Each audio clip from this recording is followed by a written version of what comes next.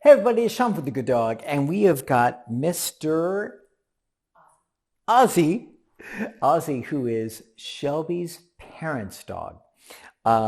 Shelby is our head trainer here in New Orleans, and like many trainers, let's just say that the family isn't completely on board like the trainer would like them to be. So that means that Mr. Ozzy has not been trained. It means he kind of just has the rule, the roost, and does what he wants to do. He's a easygoing, laid back, fun, goofy character, but he's completely not trained. So in our prior videos, we showed you the prong collars, different sizes, how to actually size them. Then we actually showed you how to put them on the dog and to actually how to appropriately fit them on the dog. And so if you come over and take a quick look here, you'll see we've got a 2.25 on Mr. Ozzy, right? So this is about the smallest we use unless we're dealing with a teeny tiny dog. Then in that case, we'll use a micro. But the micros are really for just very, very, like you're talking about Chihuahuas and like what, Maltese. But what am I thinking of? I can't think of it right now. The what are those little terriers? Yorkies, that's what we want. So Yorkies and things like that. So those would be your typical, I mean, you could try and put a 2.25 on, but you're going to have like just a couple of prongs on there. It's really not going to best serve you or the dog. So anyways, 2.25 is great for this guy. If he was much heavier or he was a more kind of heavy hitter as far as his intensity, his drive, his personality to kind of be pushing back against me, anything like that, I'd probably go for a 3.0 because that would give me better communication directly to him. What we typically see, and you've heard me talk about this, is that the 2.25 with heavier dogs tends to dissipate the amount of pressure that's shared to the dog. It gets dissipated through the actual through the lightness of the gauge of the prong collar, the 2.25s, whereas the 3.0 with a thicker gauge tends to actually transfer the pressure or the communication or the correction more directly to the dog. But with this guy, with him being mild, with him like, I'm not sure, what's his weight?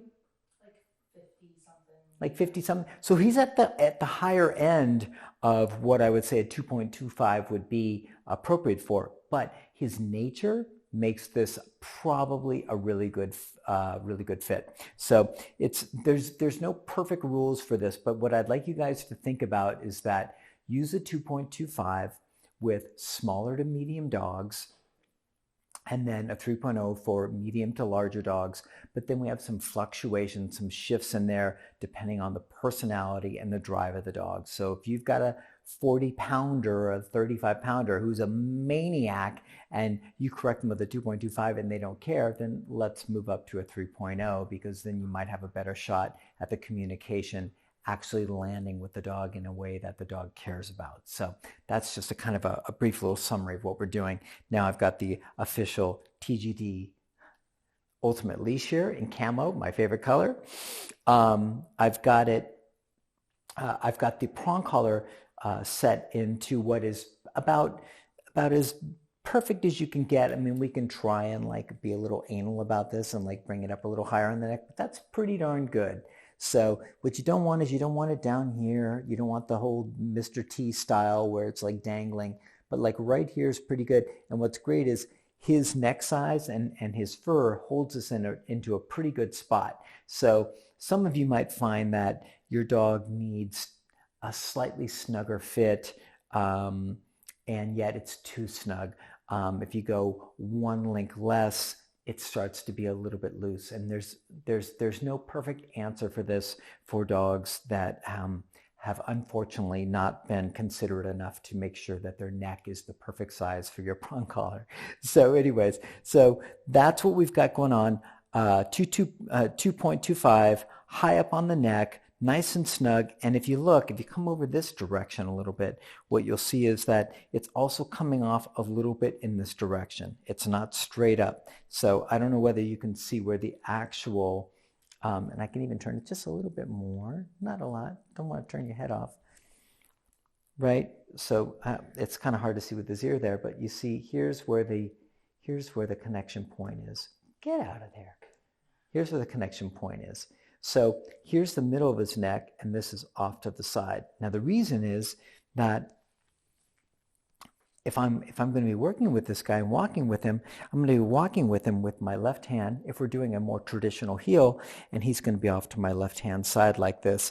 And so if the prong collar is coming straight off of the top of his neck, that's not going to be the best action that we can get from the prong collar mechanics and my arm and working with the dog. So we want it turn just slightly to where it's coming off the neck towards your hand. So just a couple little tips in there. Now, that all said, he doesn't know what the hell's going on. And you can see he's just kind of doing his own thing. And like, he's not the most rambunctious guy or anything like that, but he's just kind of in his own world. So what I want to do is the very, very first step of, if you're working with a prong collar, once you get the right size, once you get it fitted right, once you get it set on the dog just right and get the leash on and positioned just right, then what we want to do is what I call just the prong collar introduction.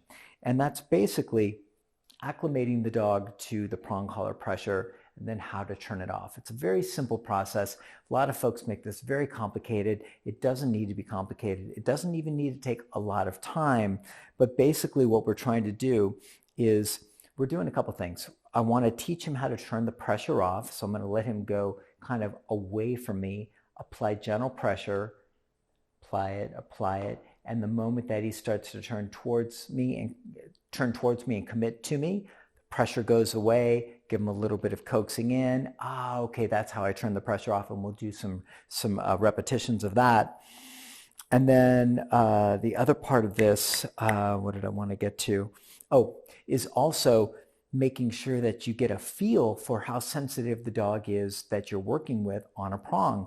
Because say you did all the previous work, you put the right size prong, you fit it just right, you got yourself all set up, and then you go out for a walk, but you haven't done any of this preliminary stuff. So the tool is brand new, it's super novel, dog's got no experience with the tool, and then you go out and you're like, well, I've seen you give like little pops on the leash, and all of a sudden your dog is like, what the hell is that? And it becomes this overwhelming novelty of a sensation that can cause dogs to panic. And it's not because it's pain and they're freaking out because, oh my God, it hurts. It's because, what the hell is this? And so this is a part that a lot of folks miss.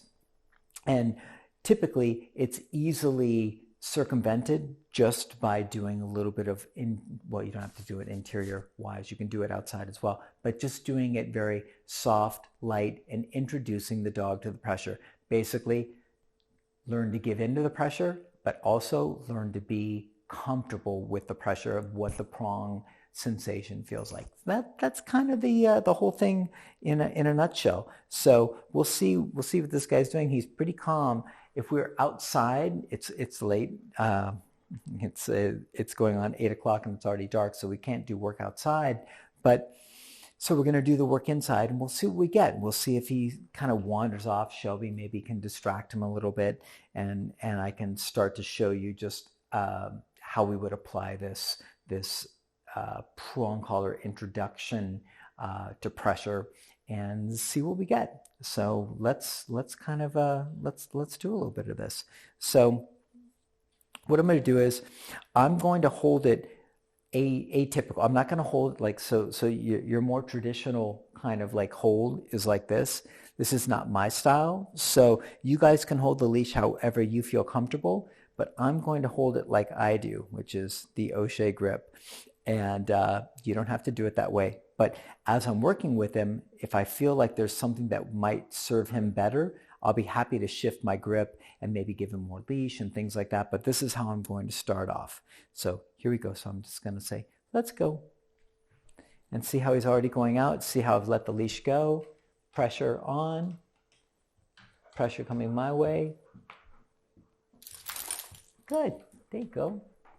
And it's really that simple. What you just saw right there is that simple. So we've got Shelby over there. which is acting as a distraction and an attraction.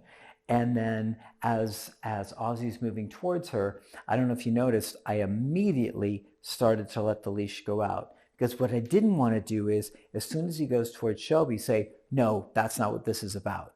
What I wanted him to do is get out to Shelby, start moving towards her, and then slowly, like, let him have a little bit of leash, but slowly slow it down, slow it down, slow it down until he feels the pressure.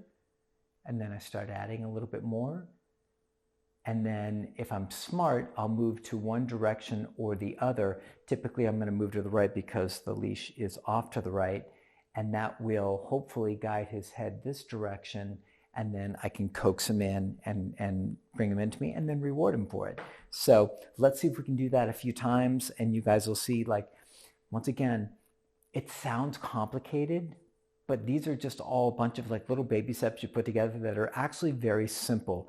The trick is being patient and being prepared to be nuanced in how you do this. Anybody who's thinking that the dog goes out and you just nail them for a 180, a 180 is a very different approach for a dog who's already had this beginning kind of foundational work and is still being obstinate or pushy or extra drivey or totally distracted or totally tuned out, and you're out on the walk and they're losing their marbles, then a 180 might be appropriate. But for right now, that would be very unfair and excessive for what we're doing with this guy. So once again, I'm going to start walking him towards Shelby. And so I'm going to change my leash. Right? And so, like, there we go. And then a little pressure. Good, good, good, good, good, good, good, good, good. So you notice he's not worried about it. He's not freaked out about it because I'm not adding a ton of pressure. A couple of other things that I'd like to point out, besides the fact that I'm completely jettisoning my traditional grip on the leash that I said that I would be doing. So I break my rules all the time, depending on what feels right in the moment. And so I'm giving him a lot of leash and then guiding him back.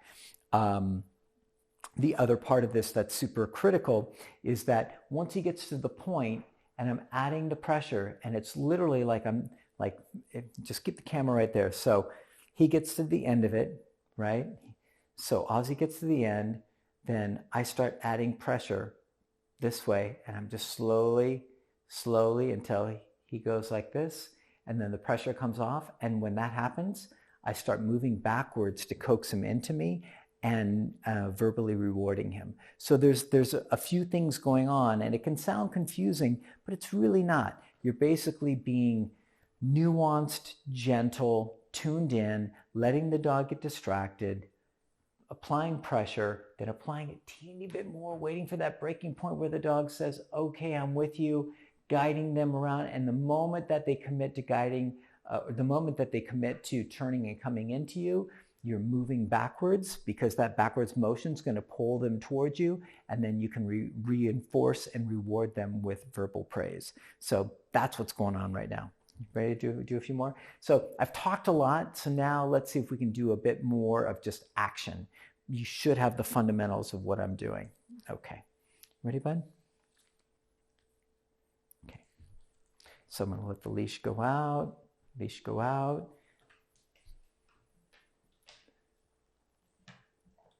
So I'm going to pull this way because I want him to go this way.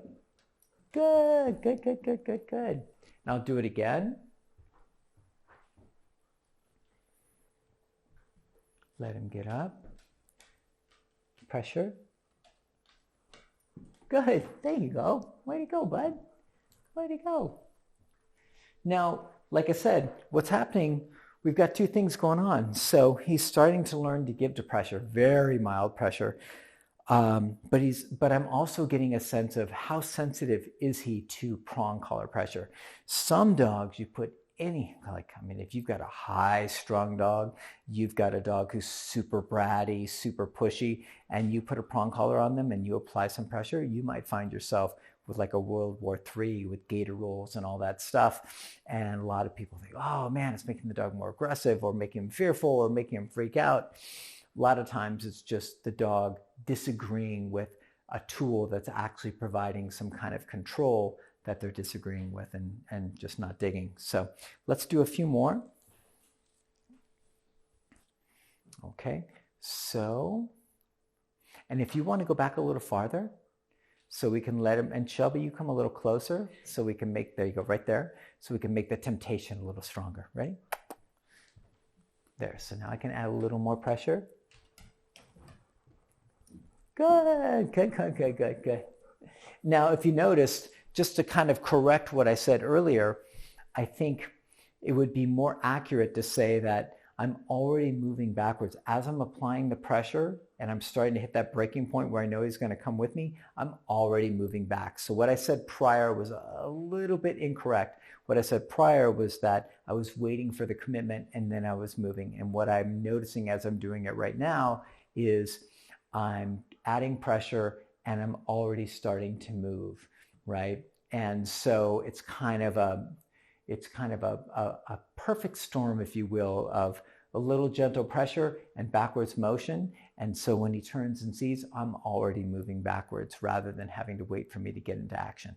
Let's try that again with the exact same setup. Let the leash go. There's Shelby. Pressure. Good. Nice, nice, nice, nice. Okay, now, Shelby, any chance we can have you stand over here? Let's go to the opposite direction. And do me a favor, would you open the door just to see if it like entices him or makes it any more challenging? You want me to stay right here? Yeah. Don't get attacked or anything. Come here, bud. Here we go. So we're going to walk up. He's pretty interested. I'm going to give him the leash. Leash is sliding out. And then I'm going to turn the right angle here. Good, good, good, good, good, good, good, good. Very nice, very nice. We'll do that again. Choke up on the leash, moving forward. Now I'm ready to let the leash slide. And then, good. Where'd he go, Oz? Where'd he go, Oz? All right. So those are some very, very basic, simple exercises you can do to introduce your dog to the prong. Now, what I'm going to do is, Shelby, you can go ahead and shut the door. Come on in. Now, what I'm going to do is I'm just going to move in some different directions with him and have him follow me. So these aren't going to be firm like pops, like in a hard rectangle or anything like that. We don't have a lot of room here, so I have to kind of like move and groove and see what I can do. But let's see what we can get with just like adding some pressure. Good. Good. And if you notice, watch my body language. Good. Good, good, good. The reason the body language, good, is because it helps pull the dog towards me, right? So when I'm starting to turn him, instead of standing like this and just turning like this, which creates no gravitational pull from the handler, instead I turn and I get like this, and when he sees me, he's like, oh, look, you can even see there's no leash pressure. It's just my body orientation pulling him towards me.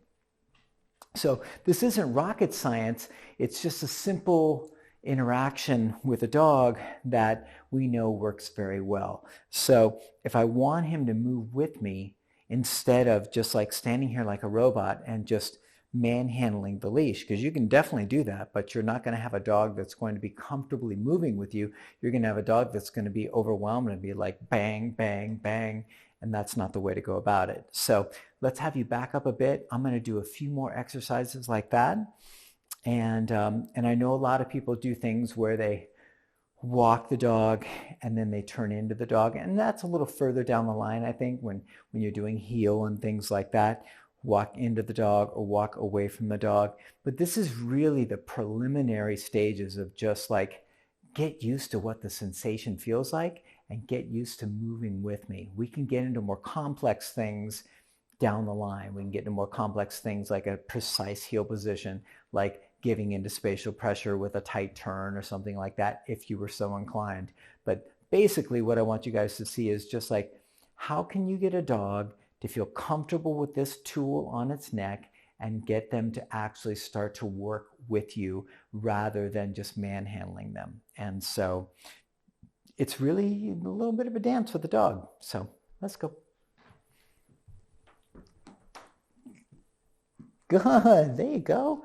Now I can try adding something and see if it works. Let's go, right? So I can start adding let's go before I even make the turn. Let's go, right? So that's even more helpful, right? So I'll do it again. Let's go. But you see, that's a conjunction or a combination of a verbal signal or a verbal cue, which is getting his attention and saying, hey, what's he doing? Maybe I should follow him.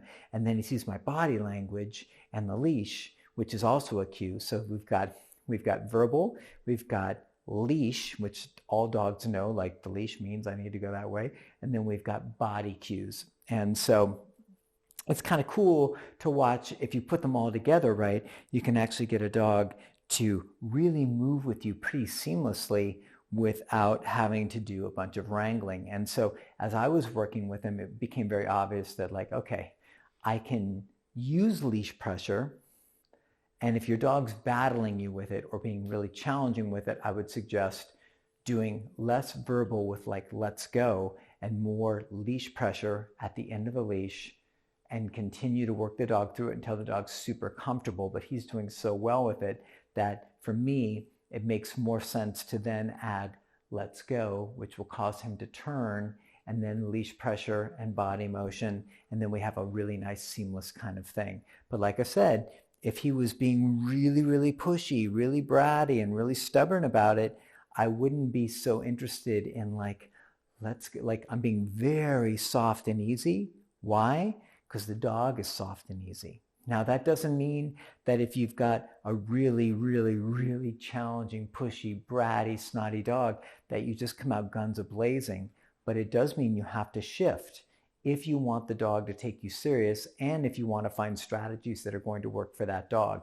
Because if I'm working with a firm, kind of firm, strong-willed dog, and I come out with this same kind of like, I'm being very, very soft right now in my entire demeanor, my tone, my body language, how fluid I'm moving, how slow I'm moving. If I did that with a really firm dog, there's a good chance they're going to just blow me off because my entire communication will be too soft for them to actually care about. But with this guy, it's right on the money. He's a soft guy. So anything firmer than what I'm sharing would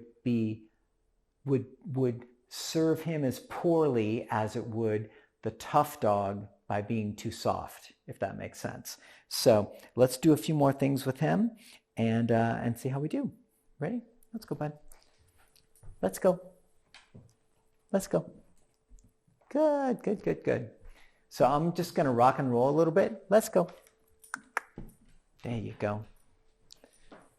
Let's go. Good. Way to go, Oz. Let's go. Now I can try turning into him, but most likely that will be a challenging thing for him. That's going to be, and I can do it just to show you guys what that'll look like. But most likely, knowing that he's kind of sensitive, it'll probably be a little disconcerting for him, and something that I wouldn't include in an initial session with this guy. I just don't see any purpose for it. If my whole point is, let's get a prong collar on you, let's get you super comfortable, let me see where your sensitivity levels are, and then let's get you out on a walk in a straight kind of direction.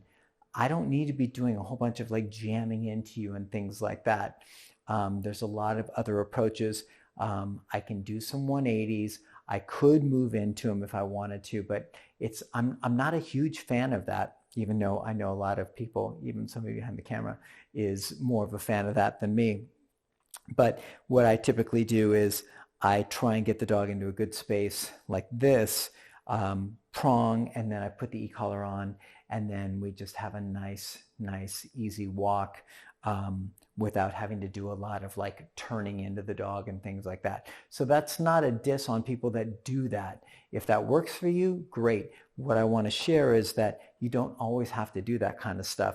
Like I said earlier, if you've got a really firm, strong-willed dog and they're super driven and they're just like, screw you, I'm going and I want to see squirrels and cats and things like that, you're probably going to have to do 180s. You might have to like turn into the dog and really be pretty firm in your interactions, not just prong collar wise, but just in the totality of your communication in order to get the dog to like take it easy, calm down, and take you seriously. But that is very dog specific. This guy, cupcake, super easy. I wish you were like all the guys that came in. So I'll do a couple more and then we'll wrap up, because I think that's a pretty good introduction. He's falling asleep. Ready? Let's go. Ozzy. There you go.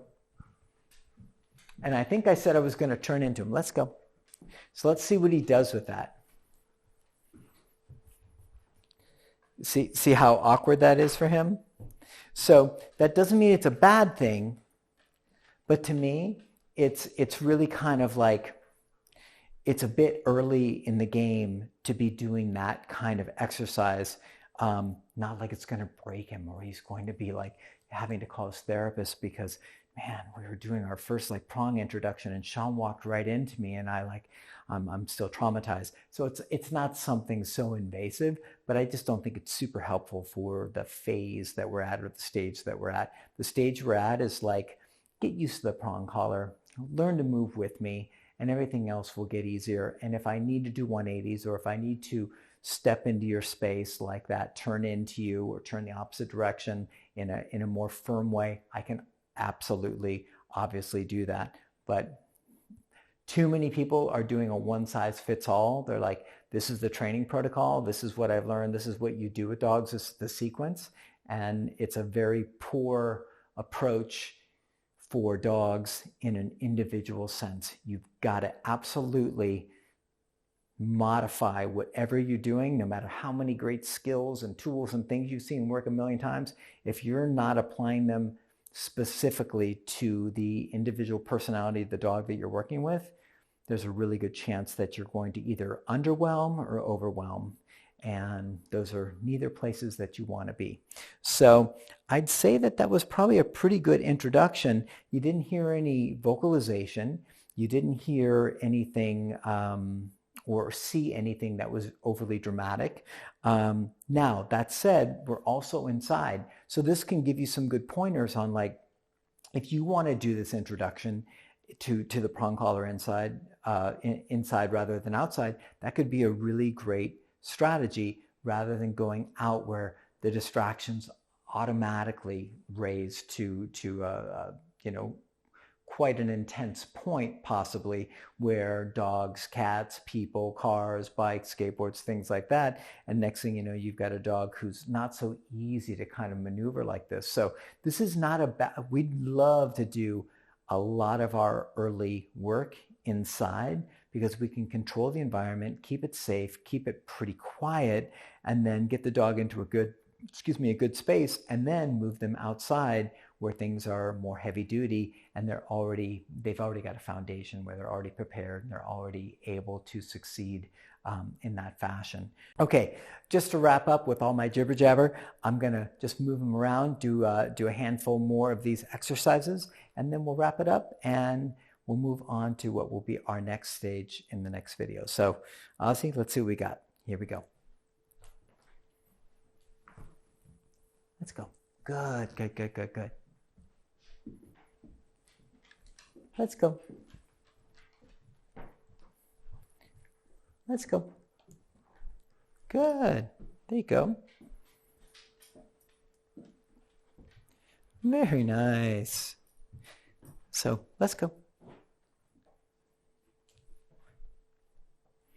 So he's really distracted by the camera and everything, right? So it's a little challenging for him. Let's go.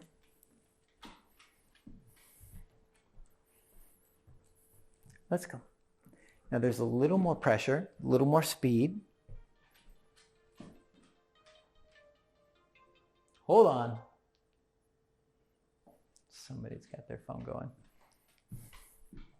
So I'll do a little bit. Let's go. There you go. So what I'm going to do is start making it, let's go, a little bit more sharp as far as my turns. Let's go. There you go. Let's go.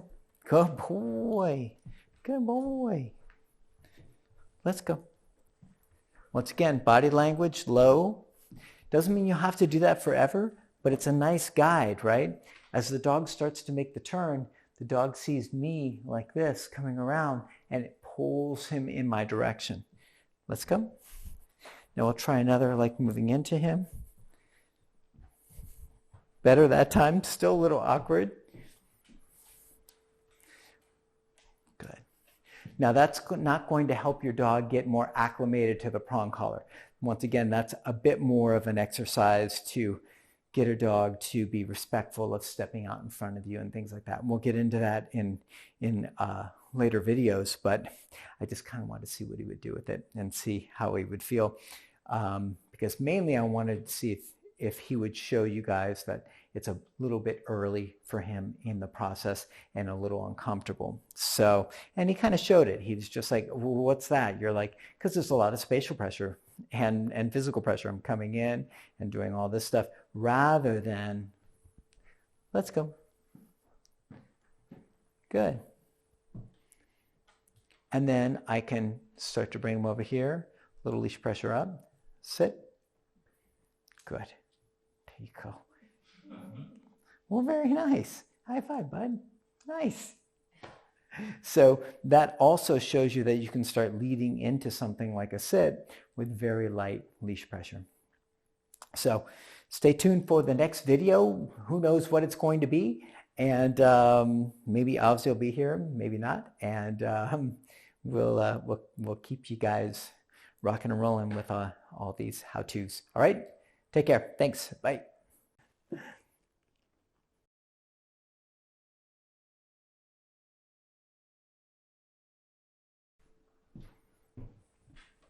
Let's go. Good.